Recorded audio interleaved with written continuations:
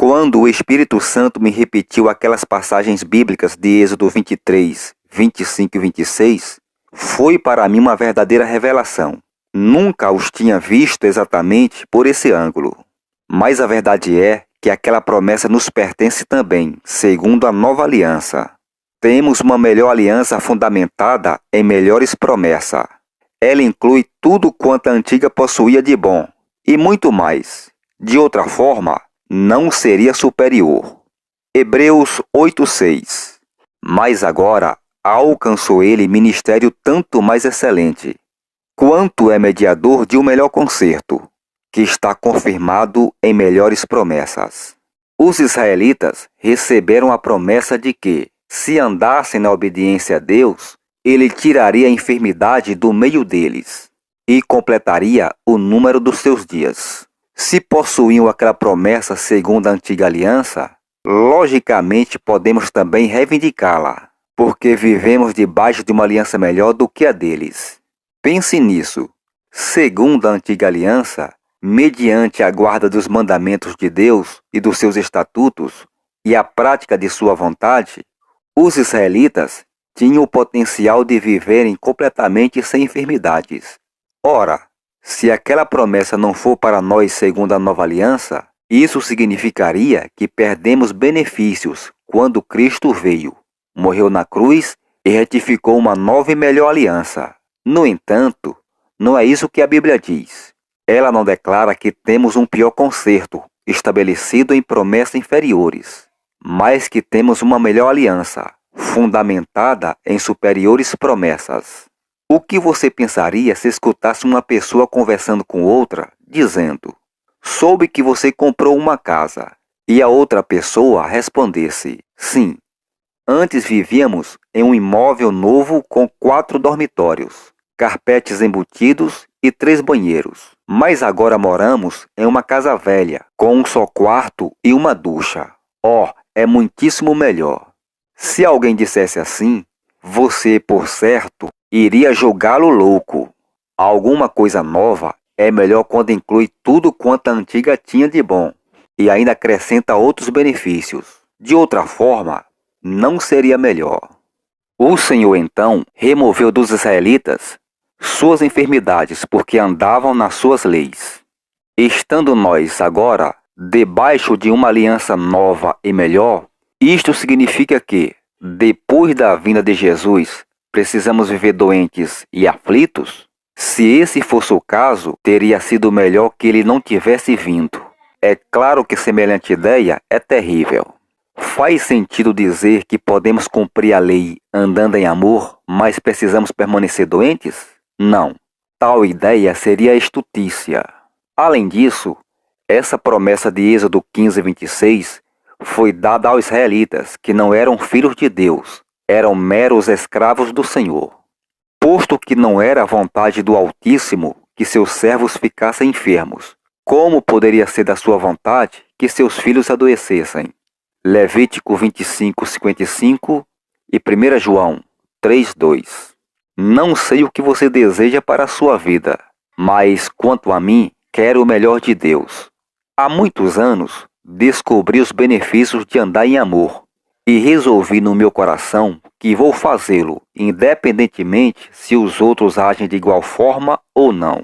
Êxodo 15, 26. E disse: "Se ouvires atento a voz do Senhor teu Deus, e fizeres o que é reto diante de seus olhos, e inclinares os teus ouvidos aos seus mandamentos, e guardares todos os seus estatutos, nenhuma das enfermidades porei sobre ti, que pus sobre o Egito, porque eu sou o Senhor que te sara."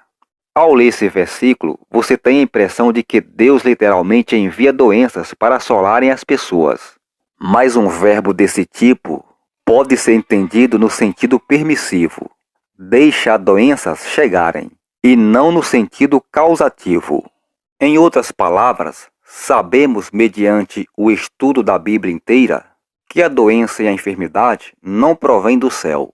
Não é Deus quem as causa, ou fere as pessoas com elas. Além disso, mesmo lendo isoladamente esse versículo em Êxodo 15, percebemos claramente que a enfermidade não era a vontade do Altíssimo para os israelitas. Ele queria seu povo com saúde. Foi por isso que ele lhe disse: Eu sou o Senhor, que te sara. Pois bem, alguém pode retrucar, mas em Êxodo 15, 26, está escrito que o Senhor põe enfermidades sobre as pessoas. Se acredita que é Deus quem faz isso, você precisa estudar mais a palavra e examiná-la minuciosamente. Quero lhe oferecer a seguinte ilustração para demonstrar o significado daquilo que estou dizendo. Nos dias da corrida pelo ouro, foi descoberto esse metal no estado da Califórnia. Ali era possível usar uma peneira para tirar do rio um pouco de ouro em pó, e ocasionalmente achava-se uma pepita de ouro. Contudo, para achar ouro em quantidade considerável, seria preciso escavar em profundidade. Assim acontece também com as Escrituras. Pode-se fazer uma leitura superficial da Bíblia e conseguir um pouco de ouro, alguma verdade espiritual. Ou se pode até mesmo encontrar uma pepita aqui e acolá. No entanto, para realmente enriquecer espiritualmente nas profundidades da palavra, será necessário garimpar nela. A passagem de Êxodo 15, 26 pode ser parafraseada da seguinte forma: Se ouvires atento a voz do Senhor teu Deus, e fizeres o que é reto diante de teus olhos, eu não permitirei que enfermidade alguma venha sobre ti. Vários trechos como esse do Antigo Testamento podem ser interpretados no sentido permissiva em vez de causativa.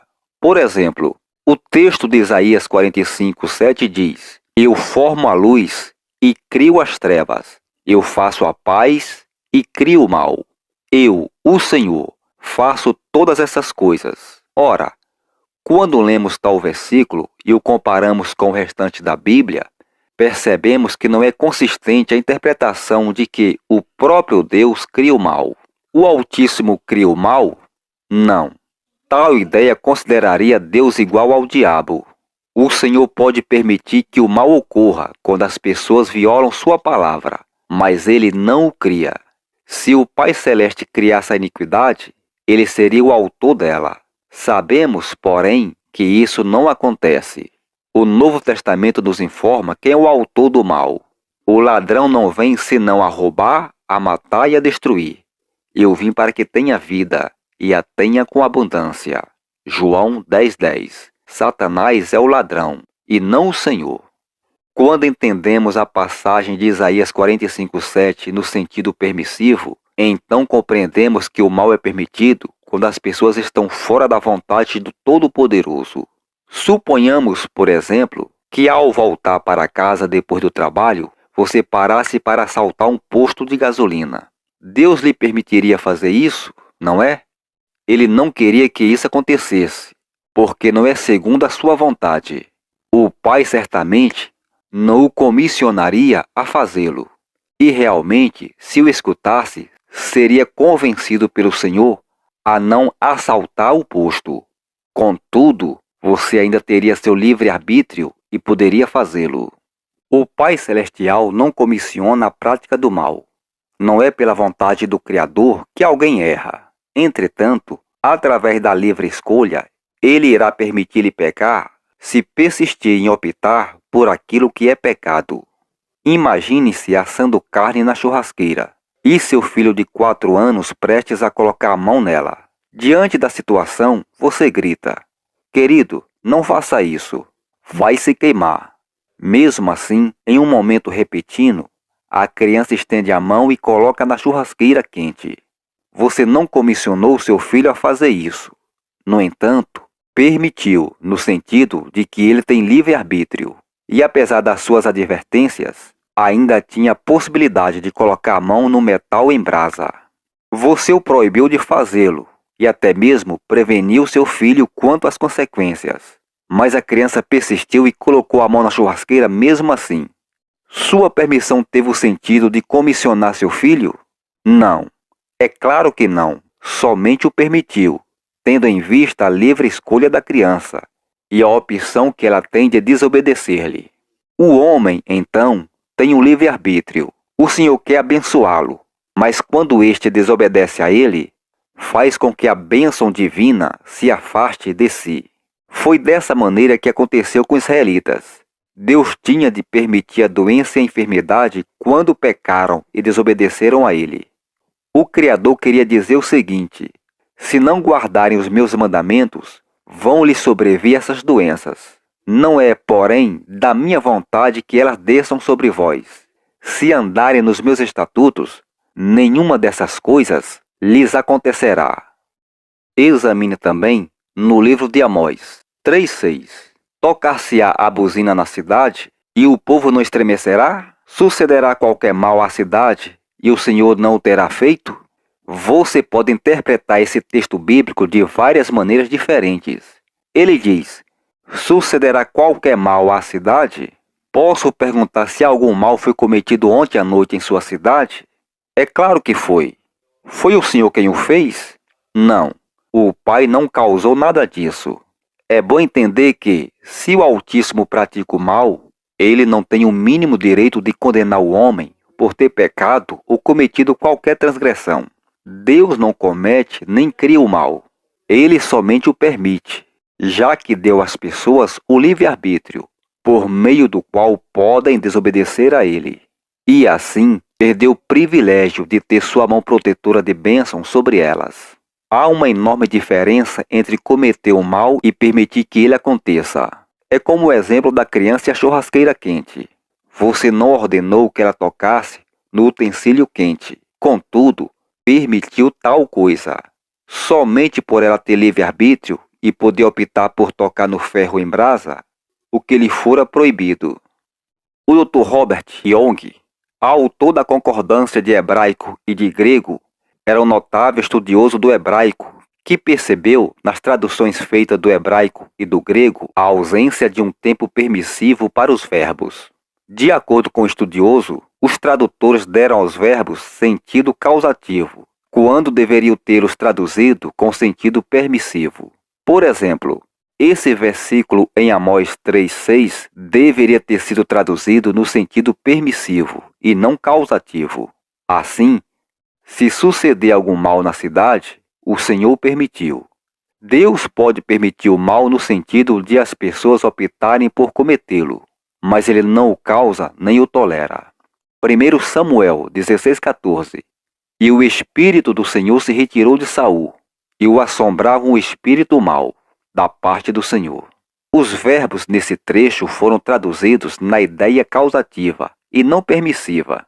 O resultado é enganoso, porque dá a impressão de que Deus está causando e criando o mal, e até mesmo mandando espíritos malignos às pessoas. O Pai Celestial não envia espíritos malignos, mas permite que eles alcancem as pessoas por causa dos seus pecados e da sua desobediência a Ele.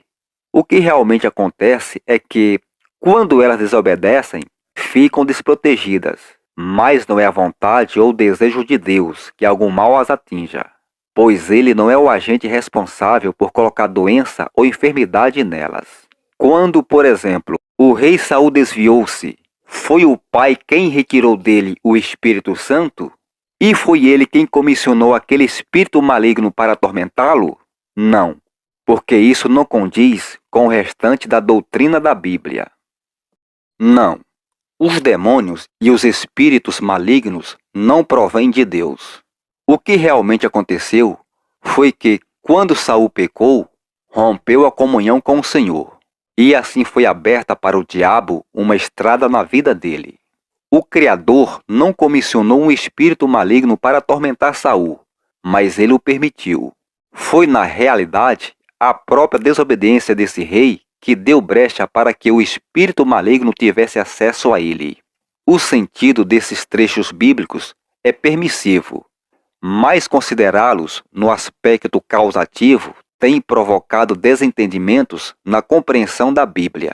Sem dúvida, o Senhor não envia pragas e enfermidades às pessoas, conforme pareceu indicar certas maneiras de interpretar as Escrituras, e isso pela simples razão de que a palavra nos ensina que a enfermidade provém de Satanás. João 10,10 e Atos 10,38. Além do mais, Deus não tem enfermidade alguma. Não existe doença no céu. Por isso, se ele colocasse enfermidades nas pessoas, teria de furtá-las de Satanás. Mas Deus não é ladrão. nem coloca as enfermidades nas pessoas. É Satanás quem faz tal coisa. É preciso interpretar os textos bíblicos à luz das demais partes das Escrituras. À medida que lemos a palavra, descobriremos que ela é revelação progressiva. Não é possível achar no Antigo Testamento a revelação completa de fato algum. No entanto, quando se chega ao Novo Testamento, começa-se a receber a plena revelação da verdade. A palavra não afirma que o mal, a doença e a enfermidade provém do Pai Celeste. O que acontece até mesmo é que quando seu povo quebra os seus mandamentos, perde sua proteção divina. O próprio homem abre a porta ao diabo e deixa que Satanás coloque nele essas aflições, por causa da desobediência. Atos 10:38. Como Deus ungiu a Jesus de Nazaré com o Espírito Santo e com virtude, o qual andou fazendo bem e curando a todos os oprimidos do diabo, porque Deus era com ele. É possível perceber que no Novo Testamento, a enfermidade é chamada de opressão satânica e não opressão divina. Se fosse Deus quem colocasse as enfermidades nas pessoas, forçosamente se trataria de opressão divina. Pelo contrário, essas pessoas eram oprimidas pelo diabo. Quando, portanto, você lida com enfermidades, está também lidando com Satanás, porque Satanás e enfermidade são termos sinônimos. A Bíblia diz que Jesus manifestou-se para destruir as obras do diabo. Entre essas obras malignas que Jesus destruiu estavam a enfermidade e a doença. Os pecados e os malfeitos dos israelitas provocaram a manifestação sobre eles de pragas e doenças terríveis. A mesma coisa acontece hoje. Deus não quer que enfermidade alguma nos atinja, mas se não andarmos nos seus caminhos, abriremos a porta para o inimigo, e as doenças e enfermidades poderão nos sobrevir. É por isso que, segundo a nova aliança, o Salvador nos deu o novo mandamento do amor. Quando o cumprimos, Satanás não tem meios de nos tocar.